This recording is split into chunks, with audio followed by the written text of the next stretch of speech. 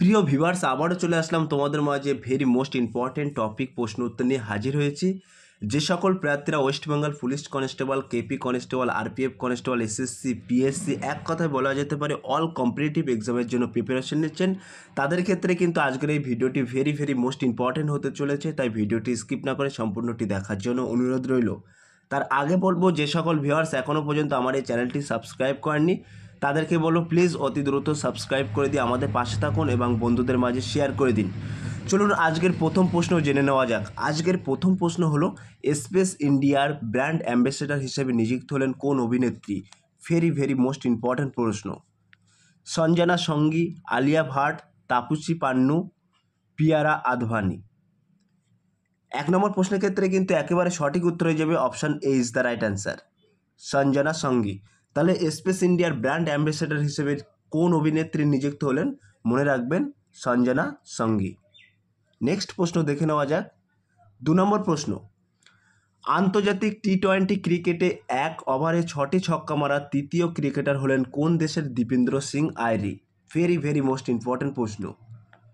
Afghanistan, Pakistan, Nepal, Sri Lanka.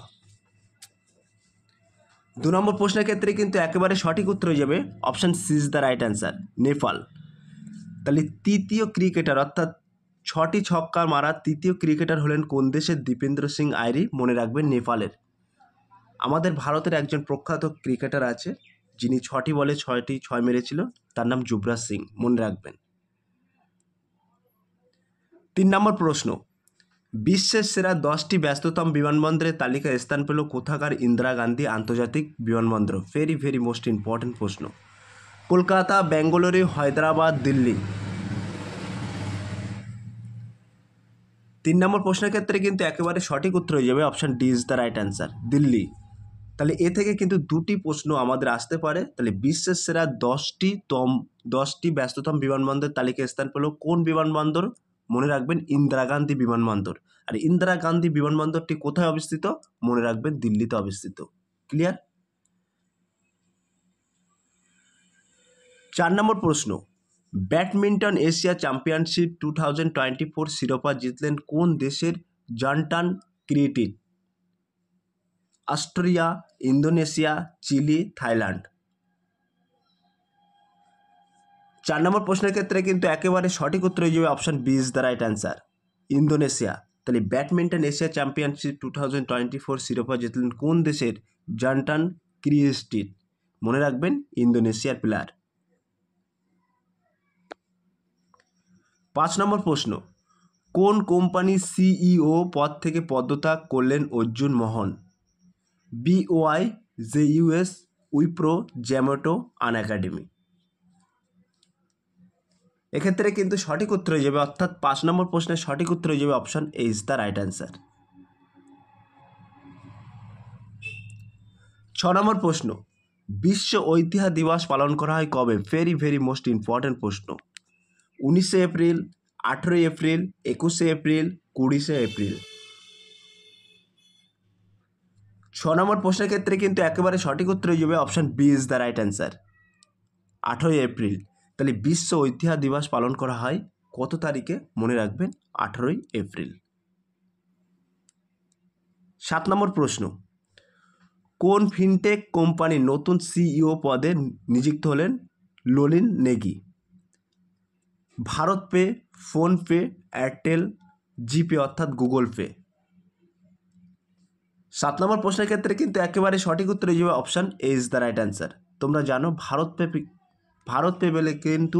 Pay বলে একটা apps আছে, অনলাইনে ট্রানজ্যাকশান করা যায়। সেই পের নতুন সিইও পদে নিযুক্ত হলেন কিন্তু ললিন নেগি। 8 নম্বর প্রশ্ন, ওয়ার্ল্ড ইকোনমিক ফোরামে দ্বারা 2024 ইয়ং গ্লোবাল লিডারের তকমা পেলেন কে? অদ্বৈতা নায়ার, ফাল্গুনী নায়ার, বিনীতা সিং, ঈশা আম্বানি। 8 নম্বর প্রশ্নের ক্ষেত্রে কিন্তু একেবারে সরাসরি সঠিক উত্তর হয়ে যাবে option A is the right answer, অদ্বৈতা নায়ার। 9 নম্বর প্রশ্ন, ভেলস ইউনিভার্সিটির তরফ থেকে ডক্টরেট উপাধি পেলেন কোন দক্ষিণী অভিনেতা? ভেরি মোস্ট ইম্পর্টেন্ট প্রশ্ন। আল্লু অর্জুন, জুনিয়র এনটিআর, রামচরণ, রজনীকান্ত। দক্ষিণা অভিনেতা বলতে সাউথ বোঝায়। এক্ষেত্রে কিন্তু সঠিক উত্তর হয়ে যাবে 9 নম্বর প্রশ্নের সঠিক উত্তর হয়ে যাবে option C is the right answer, Ram Charan.